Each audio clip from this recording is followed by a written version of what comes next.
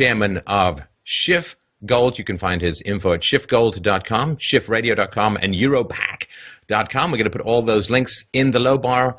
Welcome, Peter. How you doing? Oh, thanks for having me on your program once again, Stefan. Always a pleasure. Always a pleasure. All right. So the Dow is doing well, popped over 18,000. Jobs are being created left, right, and center. Okay, there's that little job of the pesky national debt. But as I've seen from all of the Democrat debates, I find if you just don't mention it, it just doesn't exist. So aren't the people who have been preaching this doom and gloom, I mean, look at the numbers. Everything's looking great. Yes, look at the numbers. The numbers tell a very different story from the rosy scenario that they're trying to spin. Yes, we are creating jobs, but we're creating part-time jobs that pay very little to replace the higher-paying full-time jobs that we destroy. But nobody talks about that. Look, Intel just announced yesterday they're laying off, 12,000 people, 11% of their workforce. These are good jobs. What are these displaced Intel workers going to do? I mean, if they get 2 or 3 jobs tending bar and waiting tables, that's going to count as job creation, because you lose one good job and you replace it with 2 or 3 lousy jobs. That is the secret behind the job creation. It is really destruction. And I've said this before, that is why Donald Trump is getting so much support. And that is why a guy like Bernie Sanders can rise from obscurity and almost be tied in the national polls with Hillary Clinton, who is a household word, who nobody else even wanted to run against because it was a sure thing that she would be coronated. Yet this New York Jew, an avowed socialist, can get all this support. Why? Because the economy is a disaster. That's why. And if it wasn't for the minorities who apparently, don't even know about Bernie Sanders, so they're just voting for Hillary Clinton. But if you just look at, the middle-class white vote, overwhelmingly, certainly male, going to Bernie Sanders. Why? Because the jobs aren't there. This is not a 4.9% or 5% unemployment economy. This is still a recession. The recession has never really ended. It's just a fantasy. Yes, on Wall Street, the recession ended, but, the economy is not Wall Street. Well, and of course the Dow is up, and apparently the business of American corporations has turned from producing goods and services that are affordable and appreciated by the consumer to going into massive debt to buy back their own stock. Boy, what a great business model. I mean, how can that possibly work? Well, it works if you happen to own the stock that's getting bought back, right? And you can sell it at a profit. But yes, we want businesses investing in capital to increase labor productivity so that workers can earn more real money and that prices in real terms can come down, and so consumers can enjoy higher living standards. None of that is happening. This has just been a bubble. And the problem is air has been coming out of it. That's why we relapsed back into recession. And meanwhile, yes, the stock market is going up, but not as fast as the price of silver, not as fast as the price of gold. So in real terms, the stock market is actually going down faster now than it was last year. I mean, look at silver, exploded yesterday to a new high for the year, above 17. It's up again today. Gold continues to rise. So in real terms, the U.S. stock market is going down. And in fact, the dollar is now declining. It's been declining all year against pretty much all the currencies in the world. So it's just an illusion that the market is going up. Well, what we got here is Standard & Poor 500 earnings are down over 18% this year from their peak in late 2014. And projections are corporate earnings are going to be down 8.5% for the first quarter of 2016 compared to a year ago. And this is not good news. No, and it's going to get worse. And, by the way, oil prices are now going up, and gasoline prices have been on the rise at the pump.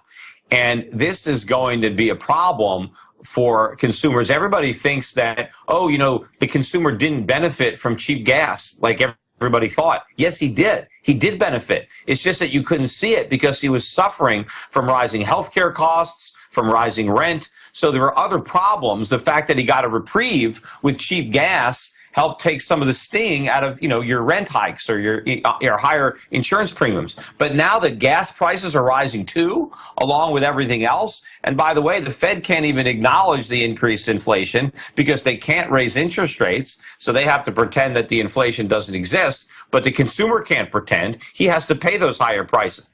So that means corporate earnings are going to be under even more pressure as more of somebody's diminished paychecks goes to necessities like energy. There's less left over for consumer discretionary purchases, and that's where a lot of corporations earn their revenue. Well, and there's this terrible thing that happens, and it really is the story of the last half century in the West, this constant cannibalizing of the future in order to buy votes in the here and now. Of course, when interest rates are low and inflation is high, everybody takes their money out and uses it to buy things, especially, of course, when prices are rising relative to income. And that means there's very little money left in the banks, which is available to entrepreneurs for the capital equipment that increases worker productivity in the next generation. Yeah, everybody thinks low interest rates are good. Donald Trump even came out and said that, he thinks that the Fed is doing a good job by keeping interest rates low, and he feels if they raise rates, everything's going to collapse, which is true. But that does not mean we should keep rates low, because the problem that we have, and Trump talks all the time about the fact that, we've lost all these manufacturing jobs. Well, why is that? It's not because we have bad negotiators. It's because we have regulations and taxes that destroy savings and investment. And so if we want those jobs back, we need more savings and investment. And the way you get more savings when you don't have enough savings is higher interest rates. Higher interest rates encourage all the things that we need to have real economic growth and to have higher paying jobs. So if you have a shortage of savings and a lack of capital, low interest rates are bad. The market needs to bring interest rates up so that we can attract capital and savings again. Now, yes, will it be more difficult for somebody to go borrow money to buy a television set or to buy a new car or to buy a house? Yes. But we don't want people borrowing money to buy those things when we need more production and more jobs. We want entrepreneurs borrowing money to expand and buy plant and equipment and to modernize and update and to make their workers more productive. Well, we can't have both. It's one or the other. And so if we need more legitimate capital investment, then we need less buying for consumption. And the way you do that is with higher interest rates, because higher interest rates will take consumer debt out of the equation, but it will allow businesses to invest because they can generate a profit. So if interest rates go up, and you can afford to pay maybe 8 or 10% because you can invest in equipment that will return a 15 or 20% return. But right now, none of that savings is even there because there's no money at banks. Instead, you get the money from the Federal Reserve, and the consumer just spends it.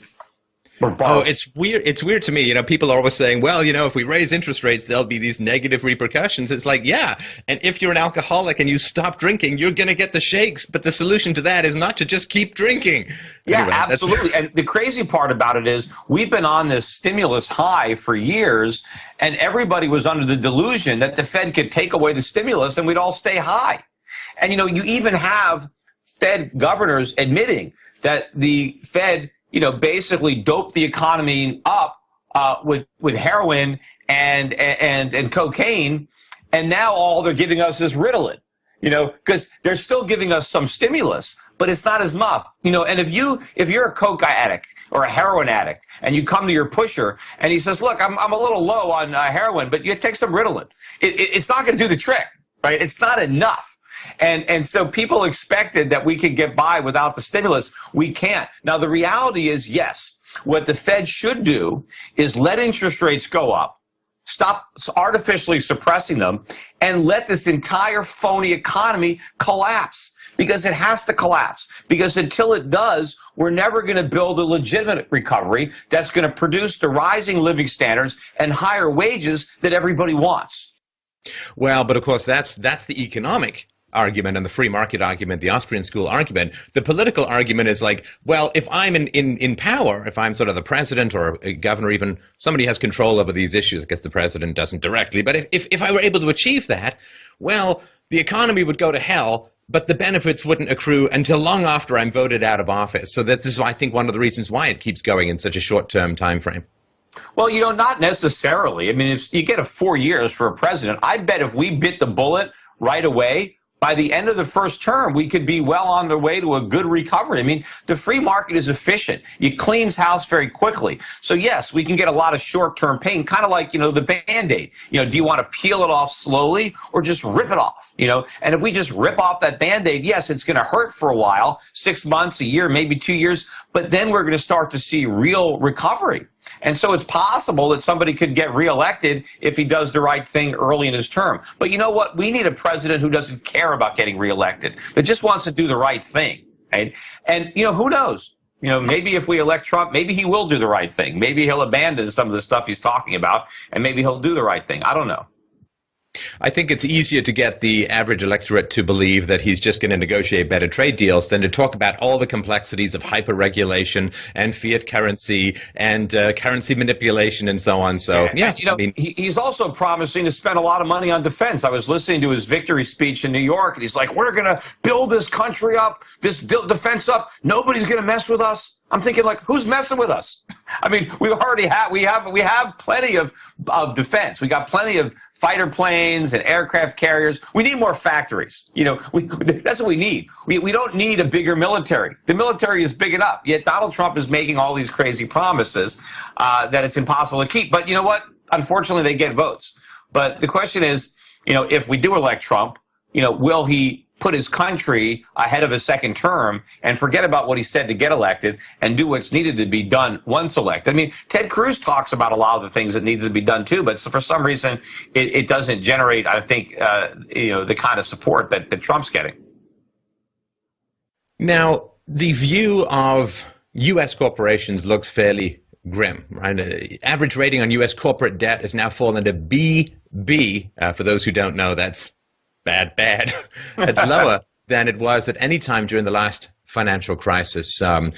Moving 12-month sum Moody's credit rating downgrades of U.S. companies from 32 in March 2015 to 48 up to 61 in March. It nearly doubled in 1 year. The outlook for U.S. corporations who are involved in a desperate self-medicating buyback of their own shares is not looking too pretty.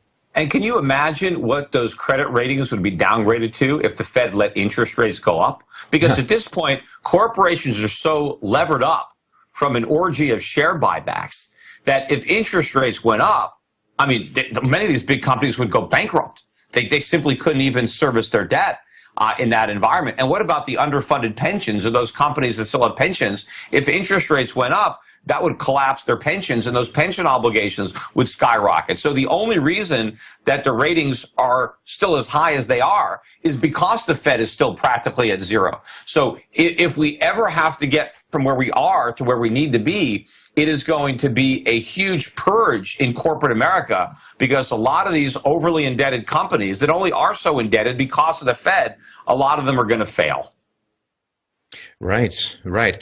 Now, we've talked a little bit about the fact that you need capital equipment, you need to invest in increasing worker productivity. That's one option. Of course, the other option is simply to use the power of the state to raise minimum wages to, $15 is being phased in a bunch of different states.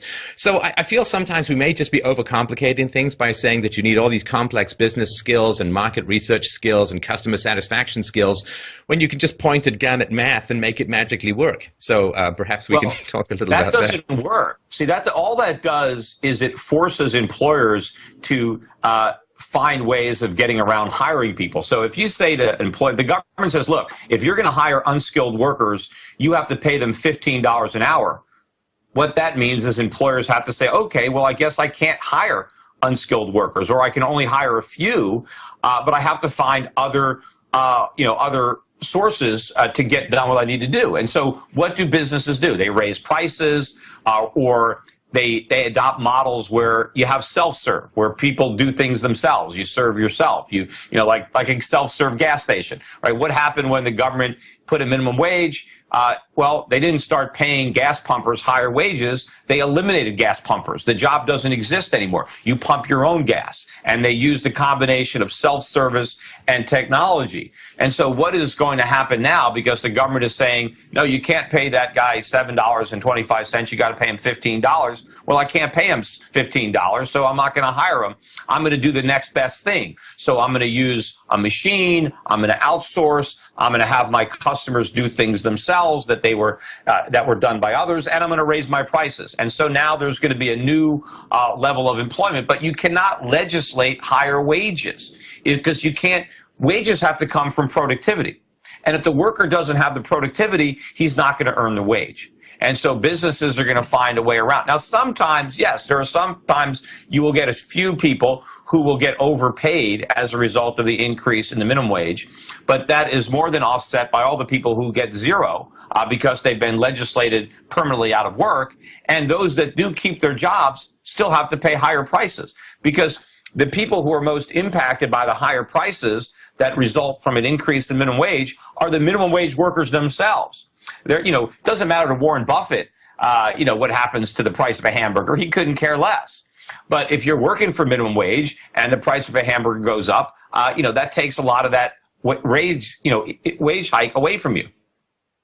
Well, and the really frustrating thing about it, too, is it's really hard to solve down the road. Let's say Trump gets in or some more free market guy gets in and says, okay, we're getting rid of the minimum wage. Well, the automation isn't going to be dismantled, right? It's already in place. And so the demand for lower skilled workers is not going to go up proportionately to how it goes down when the minimum wage is raised. So that is a permanent reduction. Well, certainly the higher minimum wage is in place, because once a lot of these restaurants, decide to automate and they make the upfront capital investment to buy all the equipment, even if you get rid of the minimum wage, the equipment's already there. And so the investment's already been made. See, what's going to happen now is you're going to have people in California and New York who are going to make decisions today about whether or not I should spend all this money today to buy this equipment to replace my workers.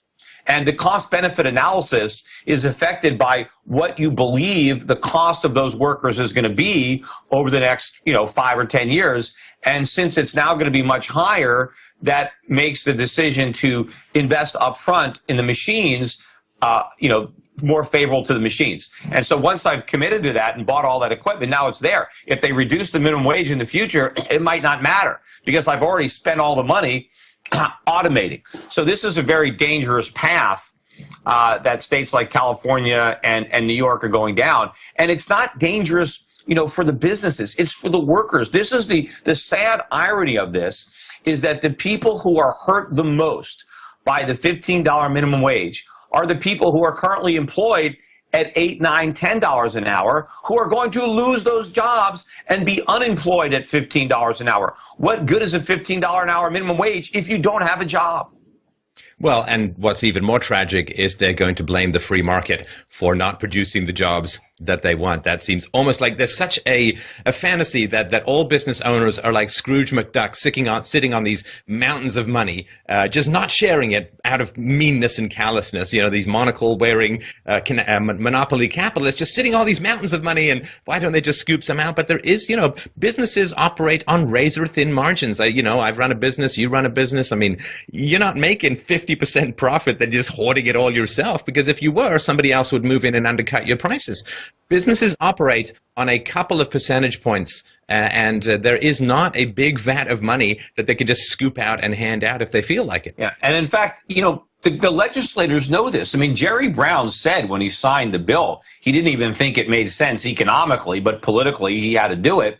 And the fact that the $15 an hour minimum wage doesn't take effect immediately, that shows you that they know that it has harmful effects. If it was so good, why wait 4 or 5 years? Do it right now. And in fact, California in the bill said that if the economy weakens, if we go into a recession, if unemployment goes up, they can suspend the increases. Well, wait a minute. If the increases are good for the economy, wouldn't it be better in a recession? If it's going to help the economy, then if the economy slips into recession, wouldn't you want to accelerate the rate hikes if they're really helpful? The fact that they said they can call it off if the economy is in trouble shows you that they understand that it's bad for the economy. Yet they're doing it anyway because the voters are dumb enough to want it. But what we need is elected officials who have enough integrity not to give the voters what they want when they know what the voters want is bad.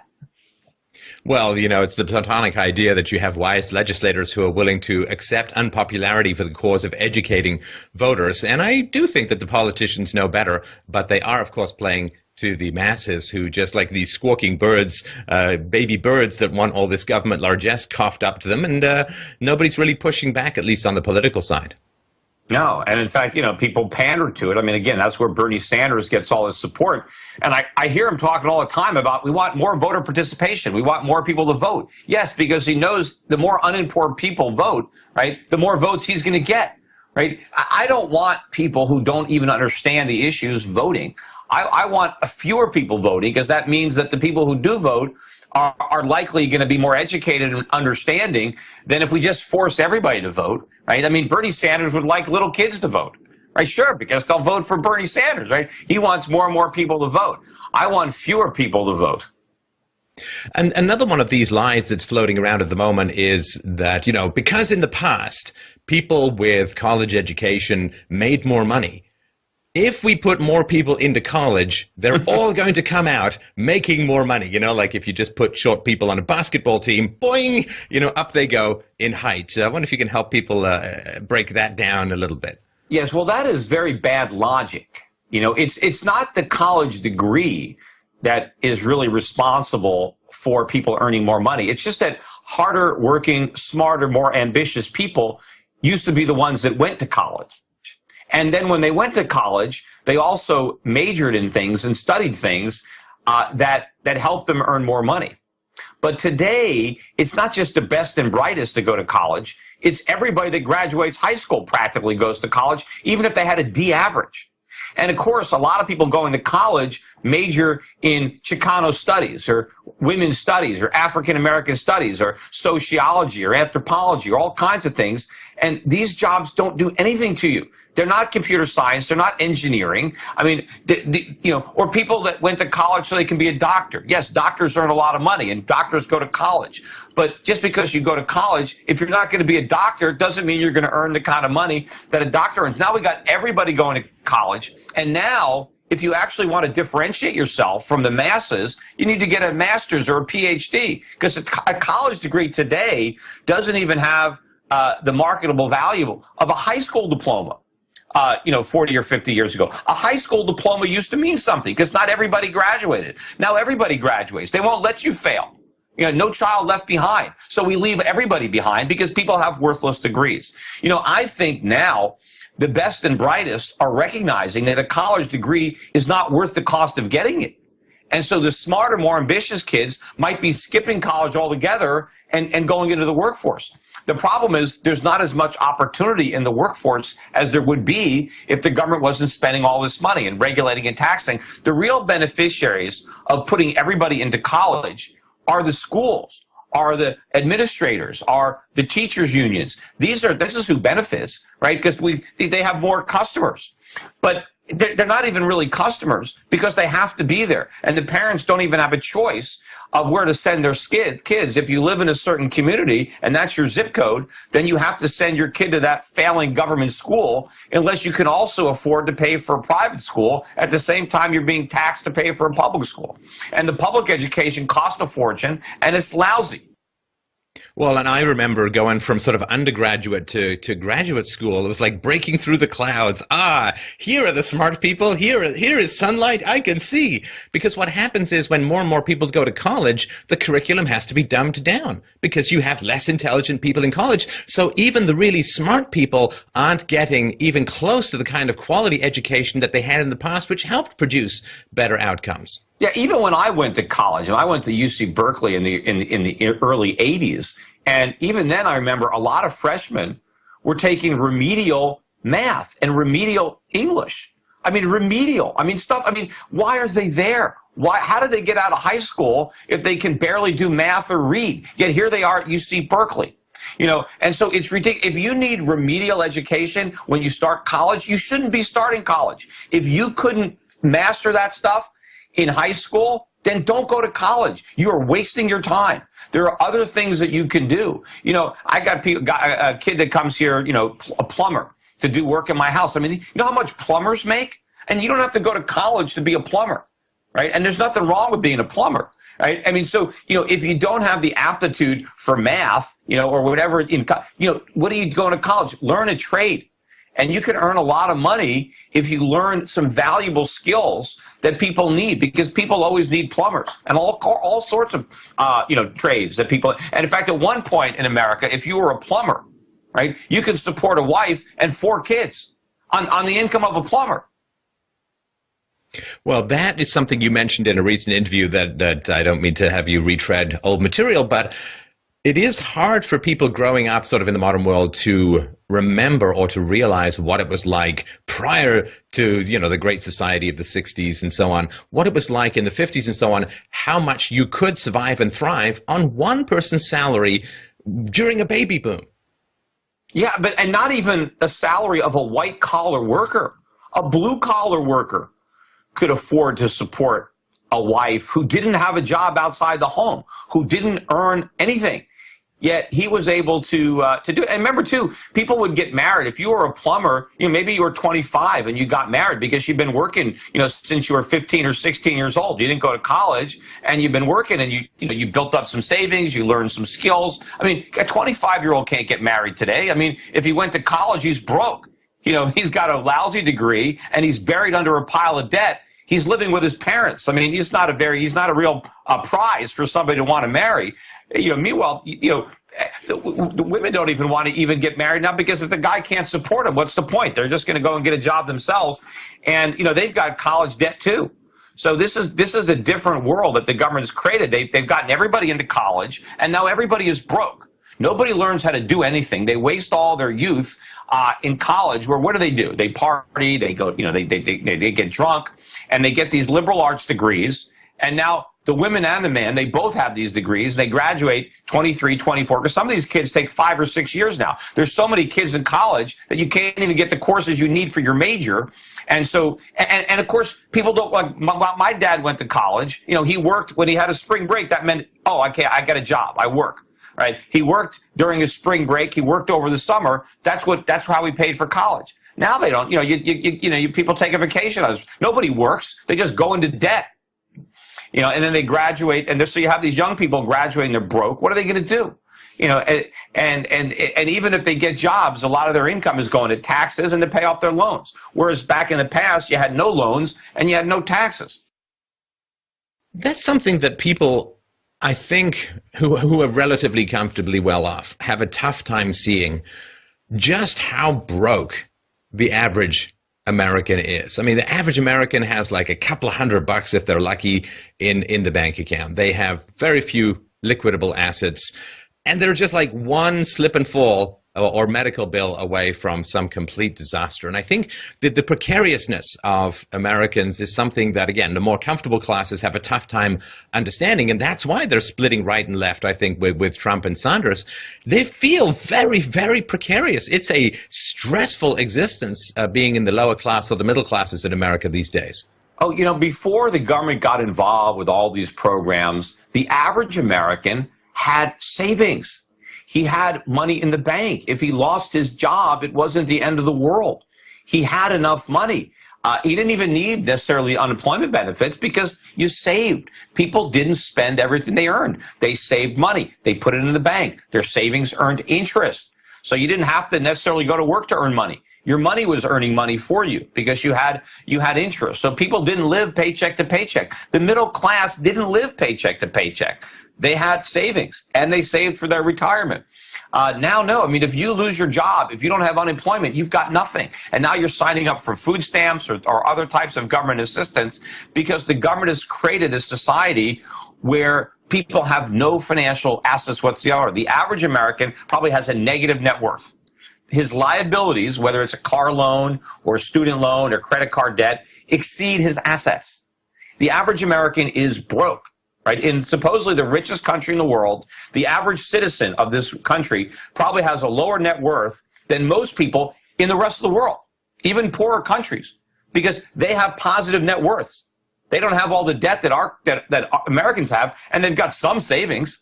We have a bunch of debt and no savings. Oh, and that's not even counting the national debt and the unfunded liabilities. Well, of course, if you do that, then we're the poorest people in the history of the world, right? If you look at all the money that we owe. Now, of course, the way out of that is that we're not going to pay it. But the problem is our creditors haven't figured this out yet. They still think we're good for it. They still think all these broke Americans can actually pay their pro rata share of the national debt. I mean, it's not even close. Well, and here's the thing, the supposedly sovereign country of America now seems to be quailing before the Saudi Arabians' threat, the Saudi Arabian government threat to dump $750 billion worth of their assets onto the market. And therefore, some potential justice for the 9/11 victims might not manifest. I mean, where the hell is the sovereignty? But of course, the reality is that you're never more enslaved, in a sense, at least in the modern world, you're never more enslaved than when you're in debt. Oh, yeah. And, they call the tune and we dance to it. I think what's funny about it is when you look at the reporting of this so-called threat, everybody thinks, wow, it's going to hurt the Saudis because they're going to have to sell their precious treasuries. It's really doing them any good to hold on to these things. I mean, they'd be much better off selling these treasuries. The problem is who's going to buy them?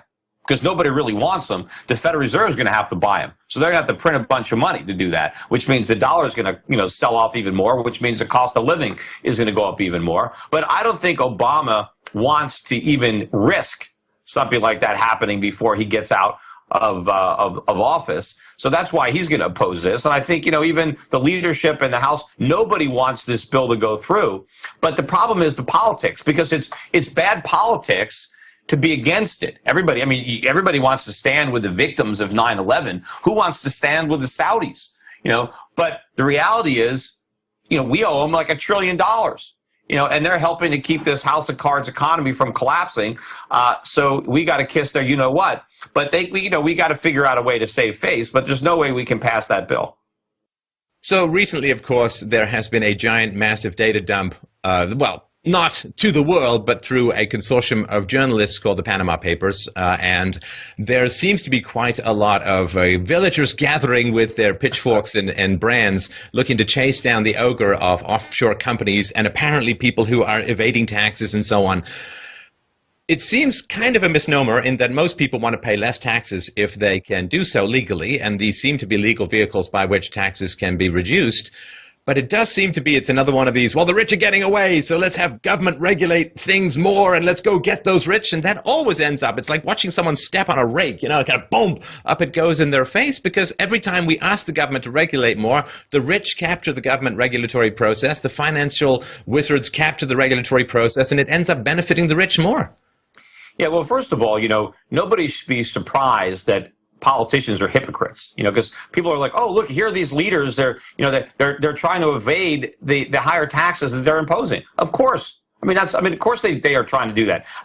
Just because they're advocating for something for us, other people, doesn't mean they believe in it for themselves. Look, Warren Buffett keeps saying that he wants people to pay higher taxes. Well, there's nothing stopping him from paying higher taxes himself. Just write a check. The government will accept it. But if you look at the way Berkshire Hathaway runs, Berkshire Hathaway does whatever it can to avoid taxes. So does Warren Buffett. Warren Buffett doesn't pay himself a salary. Why? He doesn't want to pay the taxes. What does he do? He takes stock dividends because it's preferential treatment. So everybody tries to do what they can to minimize their taxes. Look, Bernie Sanders he finally released his tax returns, and lo and behold, he uses all sorts of deductions and he pays a lower tax than the marginal tax that the law would have for his income. Why doesn't he just ignore those deductions? Why doesn't he just pay a higher tax? Because he doesn't want to. Nobody wants to. But, here's the thing about tax havens. People are saying, oh, these tax havens, this is terrible because, people are evading these taxes. Yeah, it's a good thing.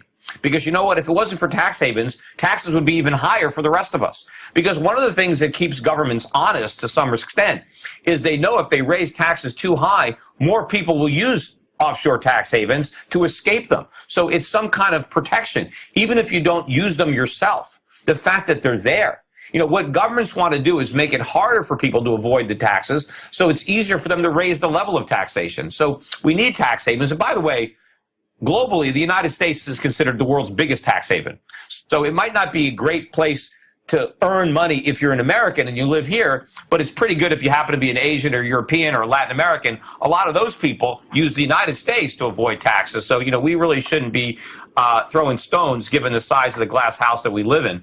But we are, making it harder. But I like all these tax havens to be there. And I wish more countries would lower their taxes and be a tax haven. I mean, look at what's happening in the States, right? Just big articles now about David Tepper, who just left New Jersey for Florida. And, can you imagine how much higher the state taxes would be if you couldn't leave? What if whatever state you were in, you could never leave? Even if you moved out of state, the state that you left could still tax you. Can you imagine how much higher they would be? The fact that we have some competition among the states keeps some kind of lid. I mean, Connecticut had been losing so many millionaires were leaving Connecticut that all of a sudden now they're in a budget hole again, but now for the first time in years since I've lived in this state, instead of raising taxes, they're cutting some spending. They're laying off some government workers. Why? Because they've reached a point where too many people are leaving. The General Electric is leaving. They're going to another state. They're leaving Fairfield County, Connecticut. So the politicians, even though they want to raise taxes, they're worried about more people leaving the state. That's what we want globally. We want politicians worried that the frogs are going to jump out of the water before we boil them to death. Well, the other thing, too, is that let's say that the government was able to capture all of this money.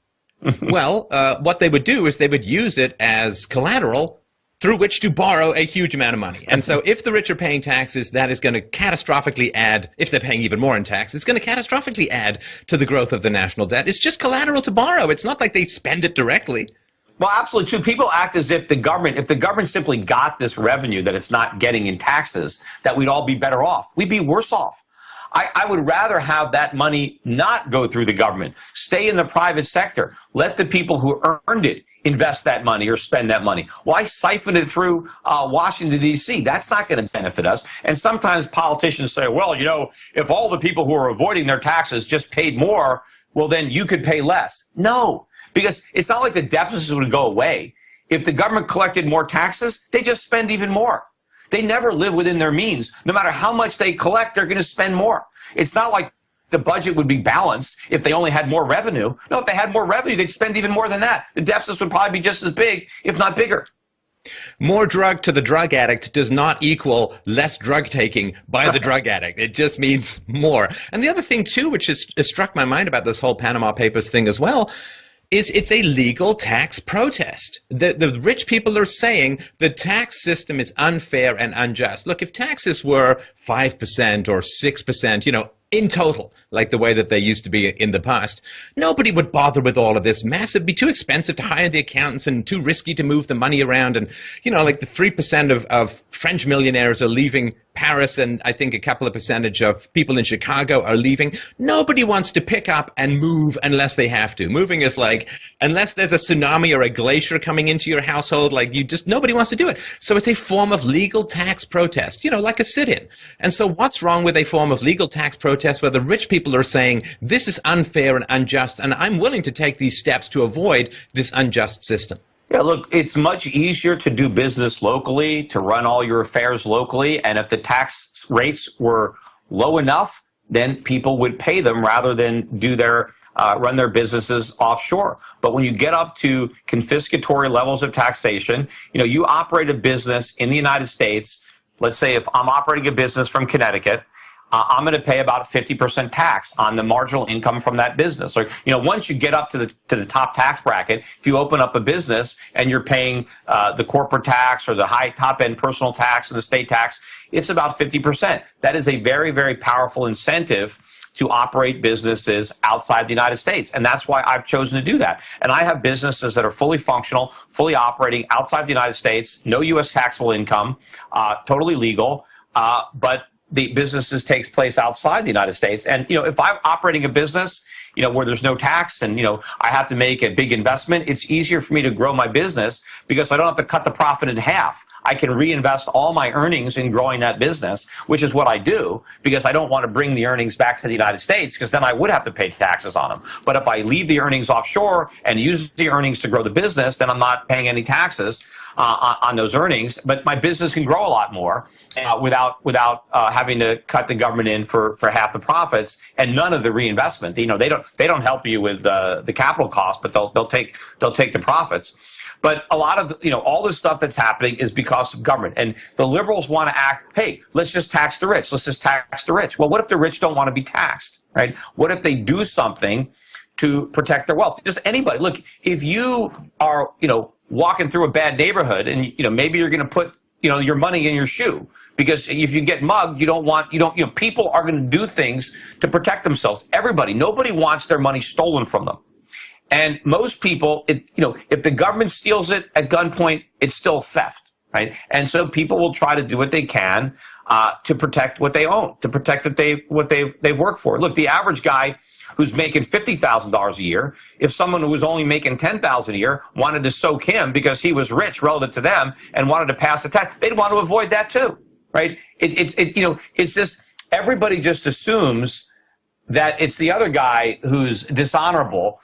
And they're honorable, but if the shoe was on the other foot, they would act exactly the same way.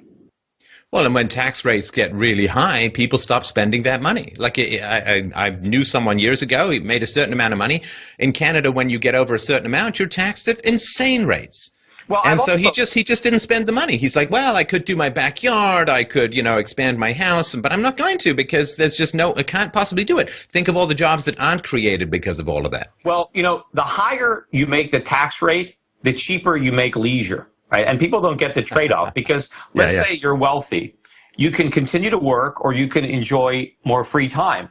Well, if the tax rate is 0, right, then if you don't work and you don't earn money, the cost of your vacation is 100% of the money that you gave up.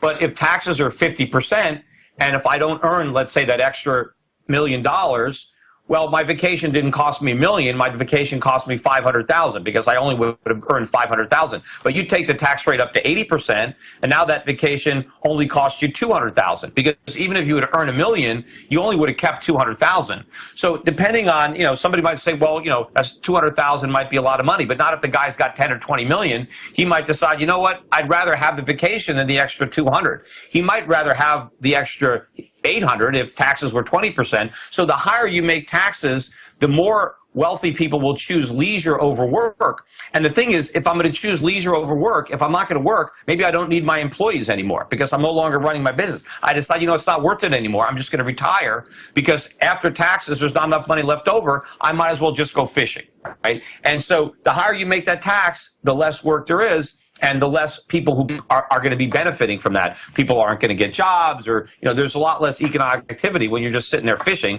versus running a business. Well, it'll be interesting. We'll see if we can put the graph in at the end of the presentation, which is tax rates versus number of golf courses, because that might actually kind of trend similarly up. Well, let's turn a little bit to healthcare. Of course, people just finished their taxes, and there are a lot of healthcare insurers who are getting out of the Obamacare markets, and choice is dwindling, and of course the premiums are going up, which means more endless subsidies and so on, and it's having an effect on the jobs market. What do you think is the prognosis going forward for this giant leviathan of clusterfuck and God knows eye-gouging economic disasterscape? Well, the prognosis is not good. In fact, it's terminal, right? If we're going to look at it from that perspective, and all of this is predictable. I'm sure I talked about what was going to happen if we went down this road, and everything that I warned, it's all happening. This is what happens when government comes in. In fact, we already saw this when government came into the market initially with Medicare and Medicaid. I mean, the government took a great healthcare system that we had that was affordable and widely available. Nobody was lacking for healthcare in the United States. Poor people got healthcare for free if they were really poor. The middle class purchased healthcare. It was inexpensive and widely available. Nobody worried about the rising cost of health insurance because it was inexpensive. All that changed when government got involved and the cost started to rise. And the response to that was not to recognize that government caused the problem and to get government out so that the free market can once again rein in costs. Instead, we went, further in. We got government even more involved, and what's happened is the predictable result, which is costs are going up even faster. So this is just a complete disaster, for everybody involved, and ultimately, it's going to be such a big disaster that we might go all in, Bernie Sanders style, with just some kind of single-payer, universal, socialized medical plan, which, again, is the worst possible solution. And Americans don't even remember. Most Americans are too old to know. And, of course, I don't remember. I just have heard stories. My dad used to tell me, who is no longer alive either, about how inexpensive. Look, my dad grew up in the Depression. And my grandfather was a carpenter. Didn't go to college, didn't even go to high school, right? And he just was a carpenter. But my father had 7 sisters, and his mother never worked. Outside the house. And they had help. And they had, like everybody else, they had housekeeper. They didn't have a live-in housekeeper. Somebody came and helped out his mom.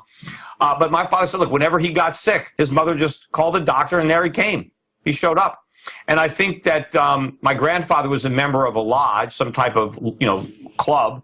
And part of the membership of the lodge was a doctor, and he came to the house. And if he got sick, he called up, and there was the doctor and took care of him. And it was easy. Nobody worried about it.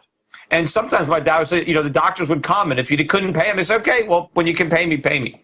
Because there was no red tape, there was no insurance, there was no malpractice.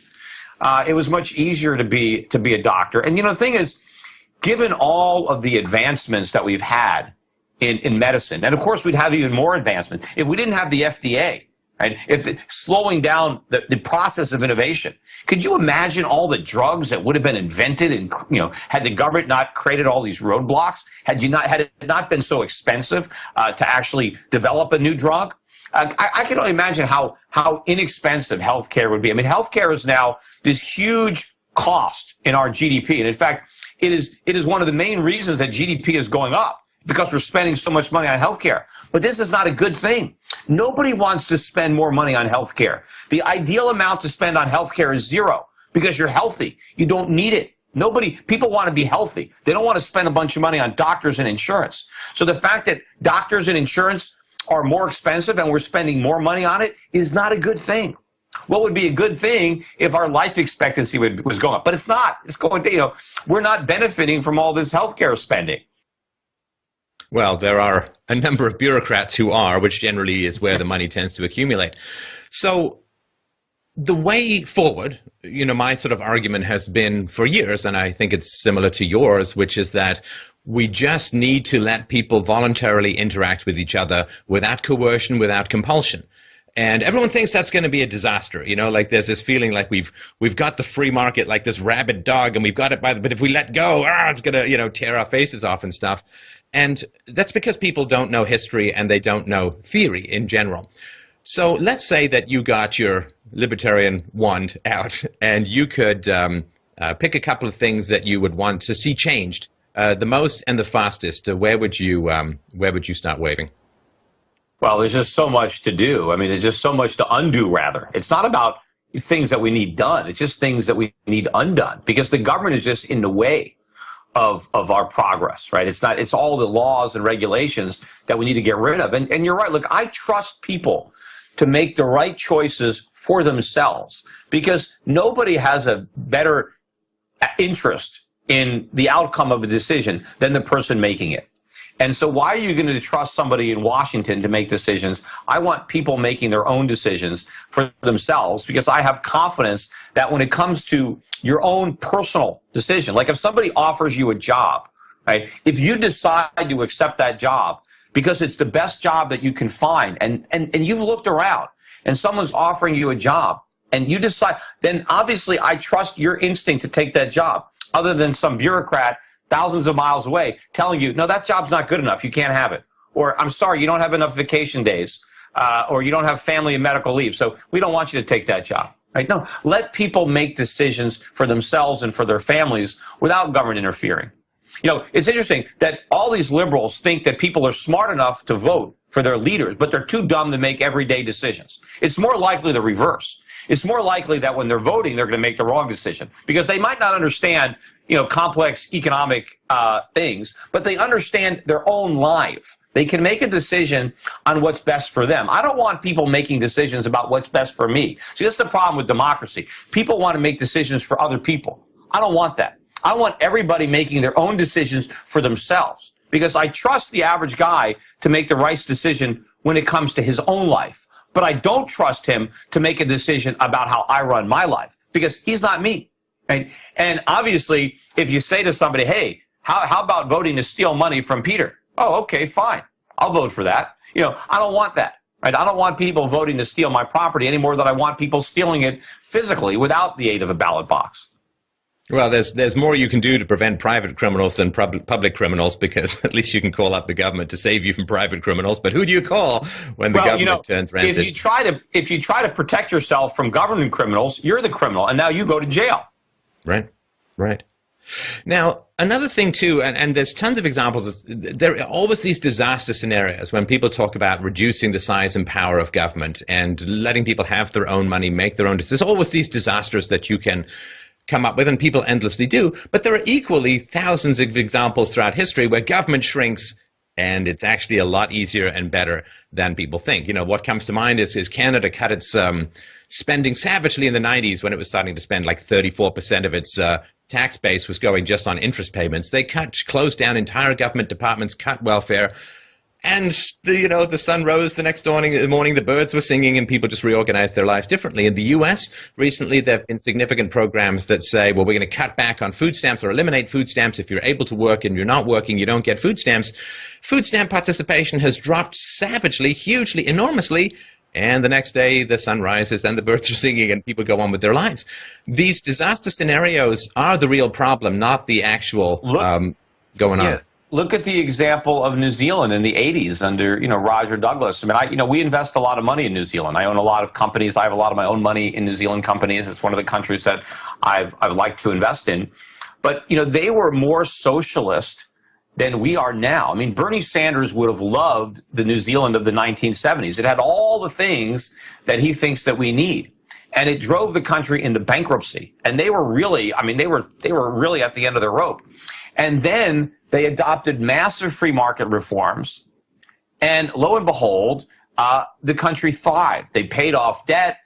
They're much more prosperous today than they were under all those socialist policies that they no longer have. So nobody wants to talk about that. When they want to talk about, look at the socialism in Scandinavia. Yes, the socialism in Scandinavia has hurt Scandinavia. But a better example is a country like New Zealand, which no longer has all those programs. They had them all. There was a workers' paradise, and they went broke. But now the workers are much more prosperous without all those government programs, with the free market. The free market is what leads to prosperity, not government laws and taxes and subsidies. It is grimly depressing when you read about history, the degree to which this lesson kind of needs to be learned over and over again. This fantasy that somehow this central coercive agency is going to coordinate us all like a conductor with an orchestra to produce the beautiful music of harmony and prosperity. And every time it turns into this hellish freak show of corruption and special interest, vote grabbing and political falsehoods and debt and crisis and endless crisis. And then, suddenly when you're backed up against the corner, people reach for the free market and it's like, woo, we're back. And then it starts to grow again, this government programs. Yeah, I made that point in my book, The Real Crash, that, in most disciplines, right, whether it's science or, mathematics, every generation builds on what was learned by prior generations. We don't start from scratch. We don't have to reinvent the wheel every generation. We always add to the technology of our ancestors. So we don't have to start from scratch. But when it comes to understanding of economics, we always go back to zero. We act as if none of the experiences that took place over the last thousands of years, none of those lessons have been learned. We don't build on that knowledge. We repeat all the mistakes over and over and over again. Imagine if we did the same thing in all walks of life. We'd still be living in caves. So fortunately, we don't make these mistakes in all aspects. But unfortunately, when it comes to understanding economics, the average person knows no more about economics. Not even the average person. The average economist knows no more about economics than they did 500 or 1,000 years ago. clearly that's not the case with the average physicist, right?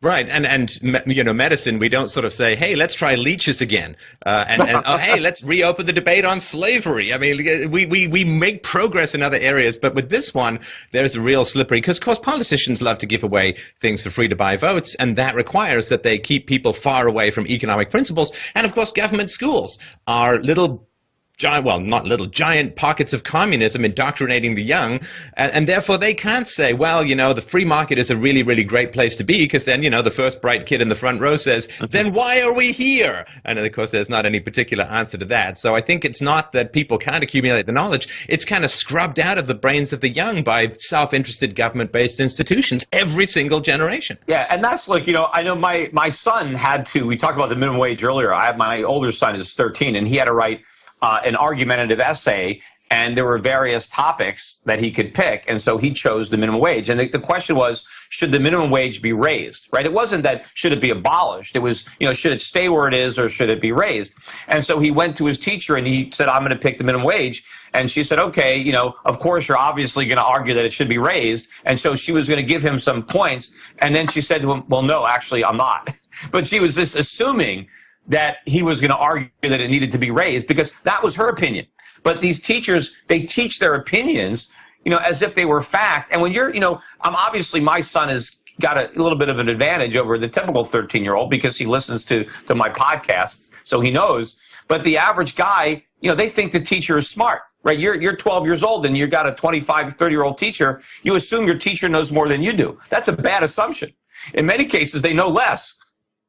Well, I mean, the idea that that you live in a society that's going to put indoctrinated idiots in charge of pretending to educate the young, that's a pretty chilling thought because it goes way beyond the school into your society as a whole and its respect for the young and its capacity to survive teaching young people critical thinking skills. Whenever you have a rotten, terrible infrastructure of propaganda that's really at the heart of a society, critical thinking skills becomes the complete enemy, and so you don't want to think about your society as a whole. If it can't teach you how to think, what's it hiding?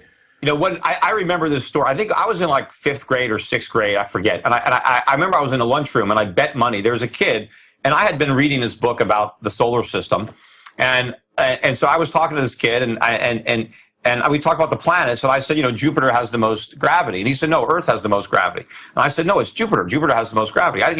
And we made a bet, and we decided to let the science teacher, answer the question, because I was saying it was Jupiter, and he was saying it was Earth. So we asked the science teacher, and the science teacher said Earth.